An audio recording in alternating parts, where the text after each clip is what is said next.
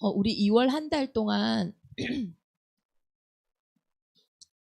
나의 인생이 그리스도 예수 안에서 새로운 피조물이 됐으면 미라클 인생임을 확인하시길 바랍니다. 가장 큰 기적이 뭐냐? 복음이 내게 들려진다는 게 사실 가장 큰 기적이거든요. 이거는 원래 기적이라는 것은 처음에 딱 느낄 때는 막 감동이 되지만은 점점 갈수록 약해지기 마련이거든요. 처음에 대학생이 사회초년생이 되어서 월급을 받았을 때 그게 막 기적 같을 거예요. 와, 내가 이 돈을 받다니 이랬는데 그것이 점점 갈수록 사라지거든요. 더 큰 것을 찾기 마련. 근데 이 복음은요, 가면 갈수록 이게 기적인 줄 알게 되었어요. 특히 우리가 천국 갔을 때는요, 야, 내가 이 축복을 받고도 참 못 누렸구나 하고 후회가 될 만큼 더 사실적으로 보게 되겠죠. 그래서 하나님은 우리 이원 한 달 동안 우리 대정인만의 온 교회가 진짜 미라클이 뭔지, 진짜 기적이 뭔지 그것을 확인하고 그 속에서 이제는 진짜 삶들을 회복하는 그 새 응답을 이미 준비하시고 부르신 줄 믿습니다. 왜 미라클이냐? 마태복음 28장 오늘 예수님이 뭐라고 얘기하시냐면 하늘과 땅의 모든 권세가 예수님께 있다 했어요. 하늘과 땅의 모든 권세를 가지신 예수님. 그분이 우리에게 뭐라고 하시냐면 내가 세상 끝날까지 너희와 항상 함께 하신대요. 하늘과 땅의 모든 것을 가지신 그분이 나와 함께 하신대요. 그게 기적이 아닙니까? 놀라운 일이거든요. 예수님이 오늘 말씀하실 때 예수님은 어떤 분이시냐? 요한복음 2장에 보면요. 다윗의 동네에 너희를 위하여 구주가 나셨으니 곧 그리스도 주시라고 했어요. 예수님은 약속하신 대로 요한복음에 말씀이 육신이 되어 이 땅에 오셨다고 했는데 우리를 위해서 이 땅에 오신 예수님, 보이는 하나님으로 이 땅에 오신 거예요. 어떻게 해요? 말씀대로 죽으시고 말씀대로 살아나셨어요. 그래서 성육신 하셨는데 어떻게 성육신 하셨냐? 창세기 3장 15절에 여자의 후손으로 처녀가 잉태하여 아들을 낳으리라. 왜 여자의 후손입니까? 여자의 후손에게만 뱀의 머리가 박살나거든. 이 땅에 하나님이 나를 만나러 오셨어요. 왜냐? 내가 하나님을 만나러 갈 수 없기 때문에. 바꿔서 말해볼까요? 내 힘으로 도저히 빠져나올 수 없는 그 상황에 하나님 나를 찾아오십니다. 내 힘으로 도저히 해결할 수 없는 그 문제에 하나님이 나를 찾아오신 거예요. 내 능력으로는 도저히 할 수 없는 그 일 때문에 하나님이 내 인생을 찾아오신 거예요. 그래서 오늘 예수님이 어떻게 얘기하시냐면 내가 너를 만나러 왔다. 너의 그 문제 속에, 너의 그 형편 속에, 너의 그 상황 속에. 종교로도 노력으로도 선행으로 되지 않는 영적인 문제를 해결하시려고 하나님이 직접 사람의 몸을 입고 오신 거예요. 그리고 그 문제를 직접 자신의 육신으로 해결하셨어요. 요한복음 19장 30절에 다 이루었다. 십자가에서 우리의 죄의 삭, 다시 말해서 우리가 하나님을 떠난 상태에서 올 수밖에 없는 영적인 문제. 어떤 사람에게는 정신 문제, 어떤 사람에는 가정의 문제, 후대의 문제, 경제 문제, 개인의 말할 수 없는 숨은 문제들을 십자가에서 다 끝내셨다. 다 이루었다. 그게 다가 아닙니다. 다 이루시고 오늘 마태복음 28장 16절에 하시는 이 상태는 어떤 상태냐? 부활하셨어요. 죽으시고 다시 살아나신 거예요.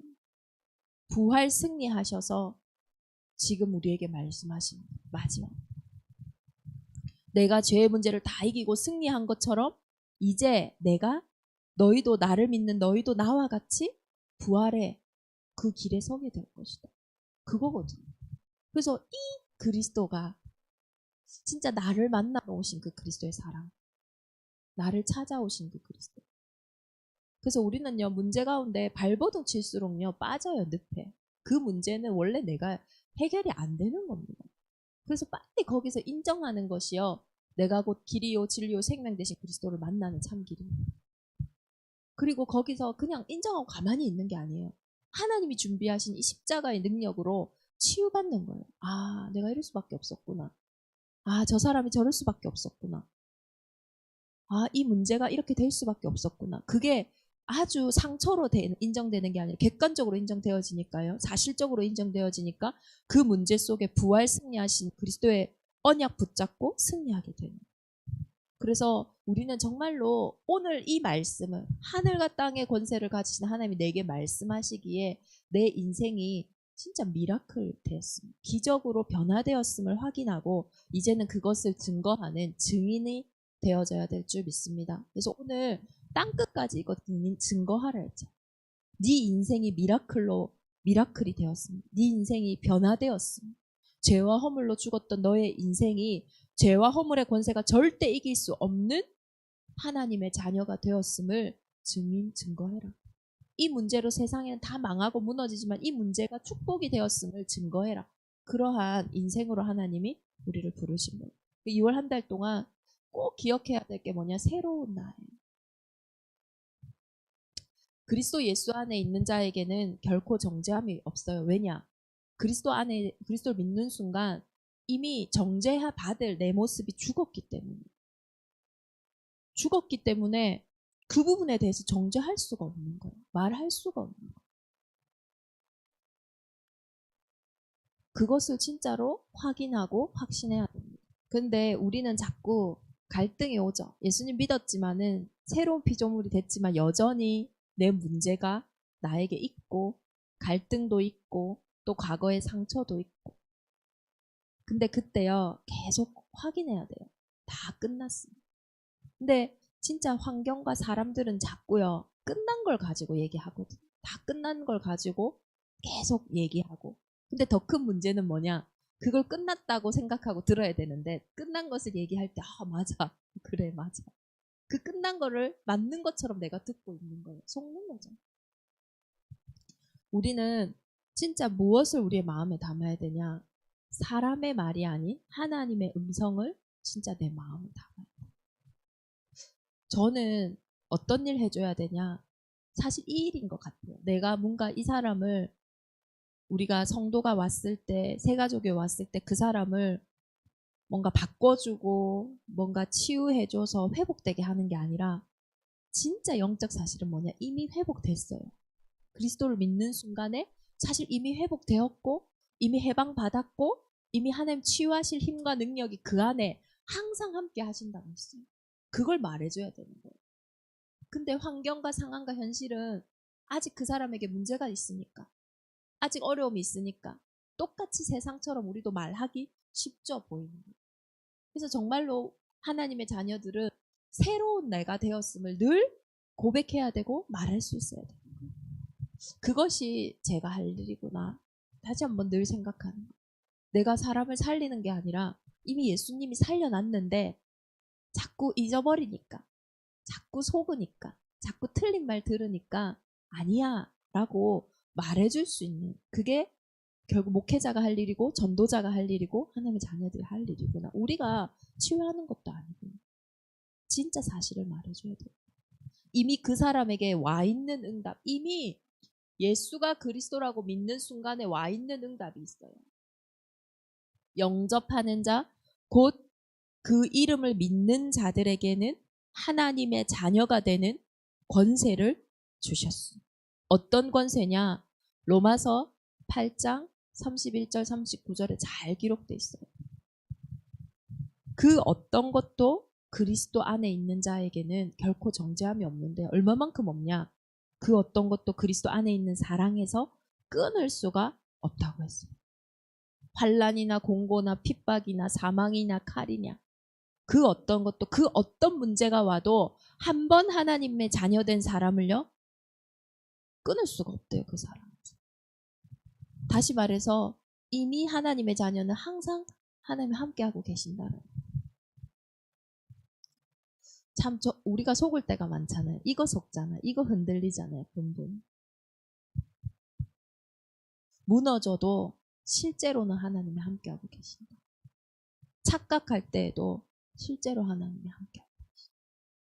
요단이 갈라져서 지금 우리가 기념비를 세우는 시간표 속에 있는데 실제로 아직 나는 요단 앞에 있는 것 같은데 진짜 우리의 영적인 위치는 어디에 가 있냐? 말씀이 거짓말이 아니고 내 상황이 거짓말이거든요.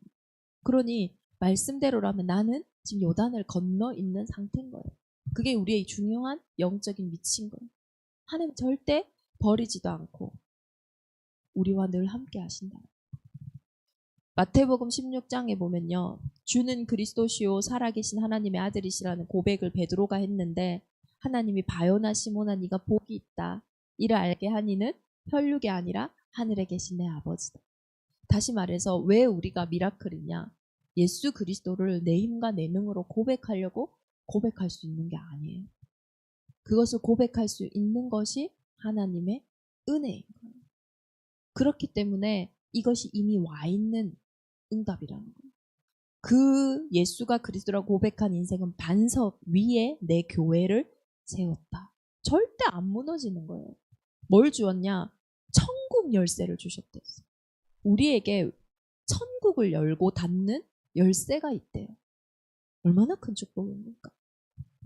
그러니까 이미 와 있는다. 여전히 속고 넘어지고 연약하고 부족하고 그렇지만 하나님 안에 내 인생이 있다는 거. 그걸 절대로 잃어버립니다. 착각하는 그 순간에도 하나님은 항상 나와 함께 하고 계신다. 나와만 함께 하고 계시는 게 아니라 우리와 함께 하고 계세요. 그래서 나와 함께하는 사람들과 속에서 속을 필요가 없는 거예요. 하나님은 만남을 통해서 모든 하나님의 관계를 설명하시거든요. 그래서 우리가 만남 속에서 뭔가 갈등이 일어난다라는 거는 근본 자체가 사실 인정하지 못하는 갈등 속에 있는 거거든요. 하나님 우리와 함께하고 계세요. 이상한 사람인데요. 그 이상한 사람의 것 때문에 내가 낙심할 이유가 없어요. 이상한 사람 이상한 소리를 하면요. 그 이상한 사람이 하는 소리니까 그냥 듣고 넘기면 돼요. 근데 우리는 그걸 다 붙잡고 내가 그런가? 내가 진짜 잘못했나? 아니면 내가 저런 사람인가? 이상한 사람이 하는 말은 이상하게 듣고 넘기면 돼요. 그래서 사람의 소리를 마음에 담지 말고 하나님의 말씀을 마음에 담으라. 근데 우리는 이 믿음이 들음에서 나다 보니까 그 이상한 소리를 맞는 소리처럼 듣는 거예요. 맞는 소리는 이상하게 듣고. 하나님 우리와 항상 함께하고. 교회 안에서도요. 부족하고 연약한 사람이 모이다 보니까 많죠. 근데 이곳에는 교회 오는 이유는 뭡니까? 예수 믿는 이유는 뭡니까? 세상에서 줄 수 없는 답 때문이잖아요. 세상에서 해결할 수 없는 문제, 영적 문제 때문이잖아요. 그럼 이곳에 와서 다른 작은 것들, 서론적인 것들을 그냥 넘어가면 돼요. 진짜 중요한 것만 내가 누리고 있으면 되는 거예요. 하나님 앞에서. 그게 바로 고람대원이에요. 그리고 원네스. 하나님은 모든 것을 합력하여 선을 이루신다. 버릴 것이 하나도 없다. 하나님 나라에는. 하나님 나라에는 쓰레기통도 없어요. 다 하나님이 협력해서 선을 이루시거든. 그래서 정말로 나의 모든 것들을 하나님이 하시는 중요한 응답으로 볼 수 있어야 됩니다. 그리고 두 번째로 새로운 내가 이제 이미 와 있는 응답이 있기 때문에 이제는 좀 만들어야 하는 응답이 있어요. 내가 그러니까 준비해야 되는 게 있다는 거예요. 그게 뭐냐? 중요한 나의 영적인 상태입니다. 올 한 해는 하나님이 계속 얘기하시는 게 너의 모든 현장이 응답의 현장인데 진짜 영적 상태를 준비해라. 이 말씀하시거든요. 정말로 영적 상태가 준비되지 않으면요. 사실은 응답받기가 어려운 거예요. 왜? 안 보이니까. 자꾸 속으니까. 자꾸 착각하니까. 실제로 노예 가운데 실제로는 이스라엘이 노예라고 했거든요. 근데 그 노예 상태 가운데서 사실은 피언약 붙잡은 모세는 출애굽, 노예에서 해방받을 수 있는 힘이 있었다니까요. 실제로 다니엘 시대에 포로됐잖아요. 아무 힘이 없는 것 같은데 영적 상태가 있는 단을 쌓고 있는 다니엘은요. 그 현장에서 포로가 아니었다니까요. 상황과 현실이 문제가 아니라 그 현장에서 실제로 영적인 사실을 알고 준비할 수 있는 내 영적인 상태가 문제라는 거예요. 그래서 진짜 우리가 준비해야 되는 게 뭐냐? 영적 상태. 만약에 이 영적 상태가 준비가 안 되면은 실컷 고생하다가 그냥 천국 가는 거예요. 실컷 진짜 노예 포로 속국의 상태로 있다가 천국 가는 거예요. 그걸 바울은 부끄러운 구원이라고 합니다. 구원은 받았어. 그러나 이 구원의 축복을 못 누리고 그냥 다 시달리다가 나에게 그걸 이길 천국 열쇠가 있는데, 천국 문을 열고 닫을 권세가 있는데 지옥같이 살다가. 그래서 진짜 영적 상태가 준비돼야 되는데, 이것의 중요한 키가 뭡니까? 내가 남에게 진짜 말 못할 부러운 일들이 있거든요. 도저히 말할 수 없는 고민과 염려가 있거든요. 근데 그 문제가요, 사실은 나의 그리스도를 확인하는 최고의 응답이에요. 내가 오직 나의 아픔이, 나의 눈물이, 나의 깊은 염려가요, 내에게 그리스도가 아니면 안 되는 이유예요. 오직의 가장 큰 축복. 사람한테 말해도 답이 안 돼요. 이 문제는. 남에게 말 못할 문제. 어제 그 말씀하시더라고요. 이거 비밀이다. 세상에 비밀 전혀 절대 없다고. 다 나의 가장 연약한 부분이 내가 그리스도를 만나야 되는 중요한 오직의 이유입니다. 이 오직은 나만이 할 수 있는 진짜 유일성. 내가 나의 오직을 붙잡는 순간에 하나님은 하나님 나라의 일을 하게 되시고 그 언약 속에서 나를 재창조하셨어요. 저의 가장 부러웠던 부분이 내가 복음을 참 잘 누리는 현장이 되어졌어요. 그러니 오히려 그 부분의 자유함이 진짜 제가 지금 현장에 사역할 때 참 큰 일들이 되었습니다. 나의 부끄러움과 나의 모든 수치를 원수 앞에서 정말로 깨끗게 하시는, 원수를 오히려 더 부끄럽게 하시는 하나님의 놀라운 능력 속으로 들어가기를 기도합니다. 그래서 이제 이렇게 우리의 영적 상태가 준비되어지면 이제 실제 응답에 이제 막 도전하게 되는 거예요. 가장 중요하게 제가 기도되는 부분이 자립의 상태. 자립은 독립. 우리가 어떤 문제가 와도 자립하고 독립할 수 있으면 힘이 있거든요. 그러면 이 자립과 독립의 가장 큰 비밀은 뭐냐? 하나님과 함께하는 창세기 1장 27절, 28절의 이 상태는 자립과 독립의 상태였어요. 어떤 상황 속에서도 내가 그리스도 안에서 볼 수 있다면은 영적 사실을 볼 수 있는 거예요. 그 문제 속에서. 근데 내가 하나님과 함께 안 보면요, 그 문제에 속는다니까요. 크게 보이고 그 문제가. 다윗은 이미 하나님의 자녀였고 영적 상태가 준비되어져 있었고, 그러니까 실제로 골리앗 앞에서 자립된 상태였어요. 골리앗의 것에 눌리지 않았어요. 골리앗의 것에 잡히지 않았어요. 그 영적 사실이 보이는 거예요. 만군의 여호와의 이름. 그러니 진짜 하나님의 절대 계획이 성취되게 되어요. 그래서 실제 우리의 실제 응답의 시작은요, 자립부터. 그 문제에서 평안을 먼저 얻으셔야 돼요. 그러고 나서 움직여야 돼요.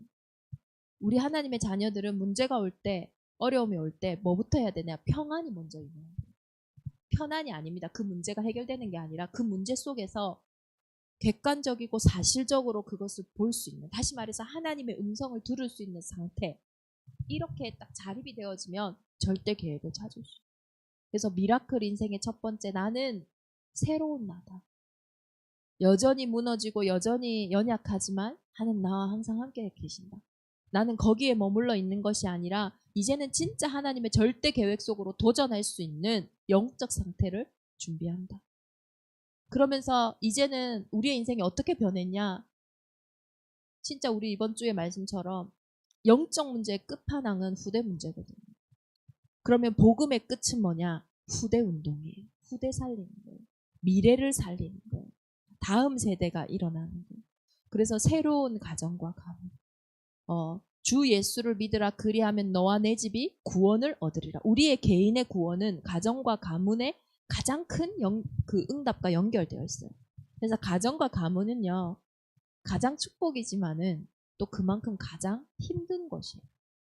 가정이 언약 전달되는 곳이기 때문에 사단은 할 수만 있다면 가정을 무너뜨려야 돼요. 할 수만 있다면 가정에서 많은 것을 속여야 돼요. 하나님과 저의 관계를, 그리스도와의 관계를 알 수 있는 가장 큰 축복이 남편과 아내의 관계고, 하나님과 그 자녀를 알 수 있는 관계가 부모와 자녀의 관계고, 그리고 상사와 하사의 관계고, 하나님과 관계를 통해서 모든 것을 설명하시는데, 그렇다면 가장 큰 응답입니다. 그래서 첫 번째로 꼭 기억해야 돼요. 우리 가정의 현장은 최고의 현장이다. 어떤 현장요?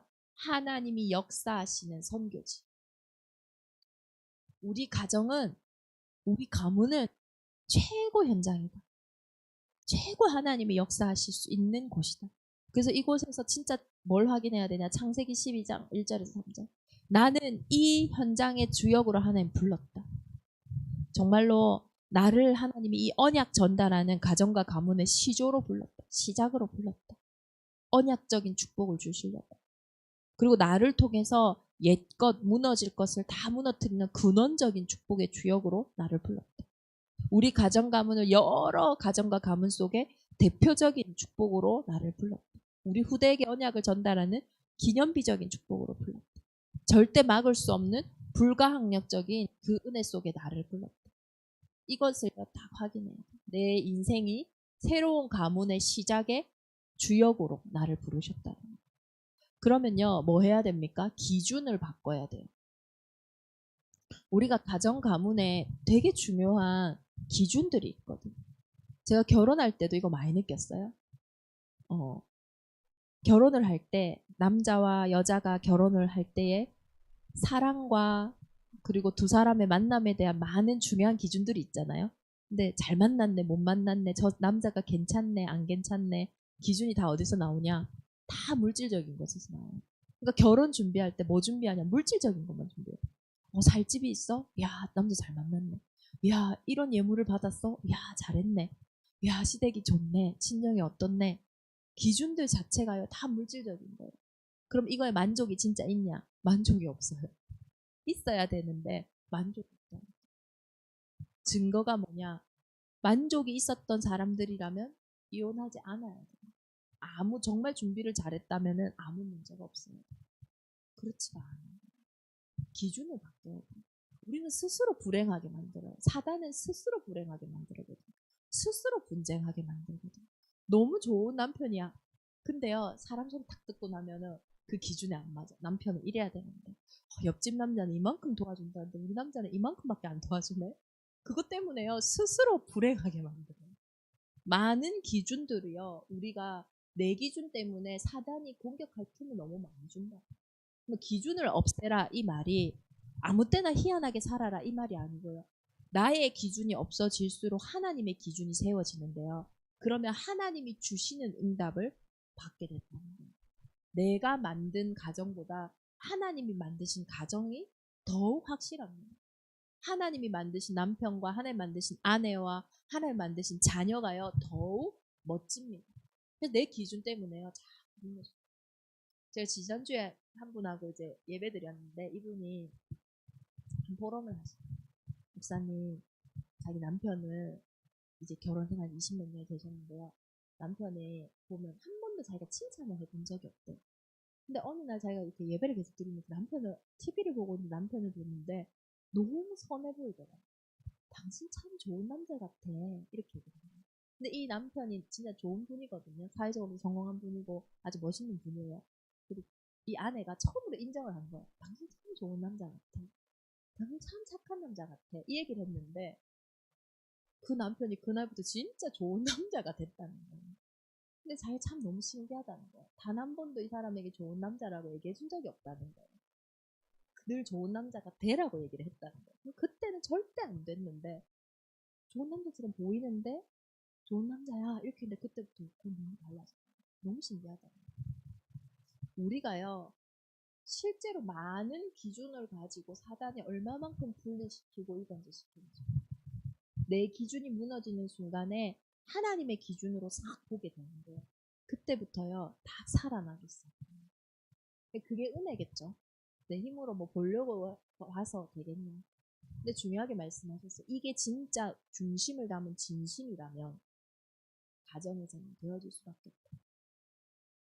저도 목회자니까 그래도 제가 메시지 이렇게 하니까요, 그렇게 하려고 하거든요. 근데 뭐가 없냐?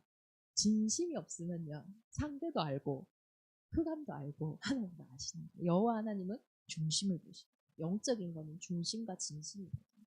그래서 그렇게 내가 보여질 수 있는, 언제까지 세상 말, 내가 하나님의 자녀인데 세상 말 듣고 사람 말 듣고 우리 가정 얘기를 옆집에 하는 아줌마 말 듣고 우리 가정에 와서 그렇게 할 이유가 하나도 없다.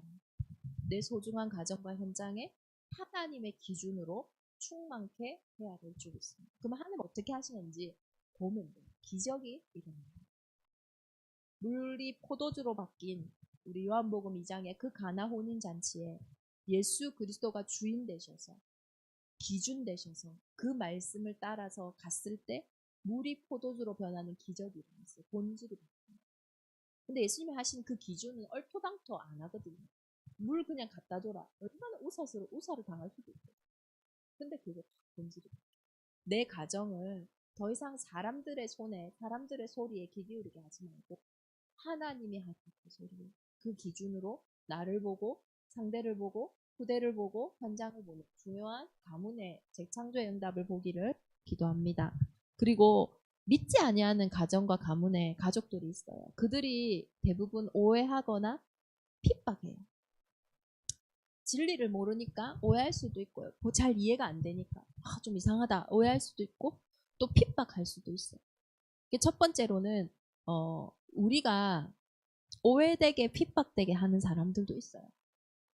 그래서 중요하게 얘기하시는 것이 우리는 어떤 표시를 잘 안 내야 돼요. 영적인 걸 모르는 사람한테 자꾸 영적인 걸 얘기하면요. 짜증납니다. 화가 나고. 그래서 영적인 걸 육신적으로 내가 풀어서 보여줘야 돼요. 그 예배인 거예요. 내가 영적인 걸 가지고 계속 누리면 하나님은 보이지 않는 것으로부터 보이는 실제 응답을 딱 주거든요. 그럼 알아요. 그래서 뭐 저거 사단이 하는 거야. 사단도 모르는데 그렇게 하면 이상한 거예요. 내가 사단이 하는 것임을 알고 안 속으면 안다니까요. 이 사람 좀 다르네 뭔가가. 알아요. 우리 엄마가 다르네. 우리 엄마가 하나님을 믿네. 우리 아버지가 진짜 하나님을 믿네. 이걸 안다니까요. 그래서 표시나죠. 이 오해와 핍박이라는 방법으로 이게 방편이에요. 어떤 방편이냐? 그들이 우리를 확인해가는 방편이에요. 그래서 오해와 핍박은 이렇게 후퇴하는 시간표가 아니라 전진하는 시간표예요. 반응이 있으니까요. 지금 오해하고 핍박하는 것 같은데 보고 있어요. 확인하고 있어요. 그래서 오해하는 거나 핍박하는 거에 두려워하지 않고 표시나지 않게 하나님이 나에게 주신 언약적인 축복을 계속 누립니다. 그 속에서 내 기준이 아닌 하나님의 기준을 계속 회복하고 있을 때 주 예수를 믿으라. 그리하면 너와 내 집이 구원을 얻으리라. 가장 오래 걸릴 수 있지만은 우리가 전도 안 해도 전도가 되어지는 곳이 가문이에요. 보고 있습니다. 그리고 가장 큰 응답으로 임하게 되는 거예요. 그리고 세 번째로 미라클 인생의 사람들은 새로운 직업을 바꾸라는 것이 아니라 나의 업의 현장에서 이제는 하나님과 함께하는 진짜 업을 회복해라는 거예요. 그러면 업의 현장에는 눈에 안 보이는 흐름이 있어요. 이 흐름을요, 싹 뒤바꾸는 거예요.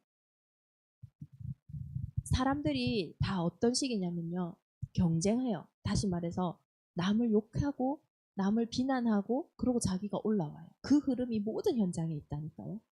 근데 거기서 그 흐름에 속지 않고 비난하고 욕하지 않는 진짜 하나님 앞에 딱 서서 있으면요, 그 흐름을 뒤바꾸는 사람이 딱 되어져요. 진짜라니까요. 그래서 우리가 눈에 안 보이는 흐름을 바꾸는 것은 지금 당장 가능해요. 요셉 창세기 37장에 언약 붙잡고 노예로 갔어요. 그때 눈에 안 보이는 흐름이 뭐냐? 노예들이 다 낙심해 있었어요. 노예들이 다 포기하고 있었어요. 그쵸? 우리가 다른 나라 와가지고 노예하고 있는데 지금 뭐 소망이 있겠냐? 답이 있겠냐? 다 포기하고 낙심하고 있었어요. 그러나 그곳에서 보이지 않게 하나님과 함께하면서 자기는 포기하지 않았어요. 낙심하지 않았어요. 하나님 나에게 세계복음의 언약을 줬어요. 최선을 다해서 일을 했어요. 그 사람을 통해서 하나님은 진짜 애굽의 어떤 사람도 하지 못하는 애굽 복음화의 일을 하게 하신 거예요. 눈에 보이지 않는 흐름을 싹 바꿔야 돼요. 말을 못할 부분도 있지만 제가 어느 현장에 가면 주가 되는 흐름들이 있거든요. 근데 그것을 딱 생각해보면 하나님과 맞지 않는 흐름들이 좀 있어요. 그러면 그때는 그냥 나는 하나님 앞에서 딱 선택하고 결정하면 돼요. 그럼 큰일 날 것 같죠? 절대 큰일이 아니에요. 그때야 그것이 다 무너집니다. 제가 학교를 갔는데요. 다 컨닝하는 분위기가 있는 거예요. 근데 제가 하나님 앞에 딱 생각했을 때 이건 아닌 것 같은 거예요. 그래서 제가 안 했거든요. 근데 컨닝 페이퍼 돌아간 게 다 잘못 돌아가가지고요. 다 틀렸어요. 전부 다가. 안 한 사람만 성적이 잘 나오는 거예요. 그러니까 무슨 말이냐? 어떤 선택과 어떤 결정을 할 때 눈에 안 보이는 이 흐름을 보고 흐름을 바꾸는 속으로 탁 들어가야 돼요. 또 눈에 안 보이는 능력이 있어요. 그게 뭡니까? 하나님이 지금 이 시간에 성삼위 하나님의 놀라운 역사가 나와 함께하고 계신다는 거. 보좌의 능력으로 함께하고 계신다는 거. 내가 지금 뭐 판매를 위해서 영업을 위해서 사람을 만나고 하는 것도 중요하지만 내가 이 업을 두고 눈에 안 보이는 흐름을 바꾸고 예배하는 시간에 하나님이 성삼위 시공간을 초월하셔서 사람들의 문을 여신다는 거. 내 업의 문을 여신다는 거. 사람을 붙인다는 거. 그것을 얻는 힘을 계속 누릴 때에 그 사람에게는 눈에 안 보이는 미래가 딱 임하게 됩니다. 아니 우리 엄마가 말했는데 자녀가 신기한 거야. 엄마의 말대로 되는 거예요. 아니 목사님이 그냥 주일날 말씀을 줬는데 그 말씀이 그대로 내 인생에 성취되었습니다. 그 응답이 어디서 오냐? 진짜 이 시대에 보이지 않는 흑암의 문화가 있거든요.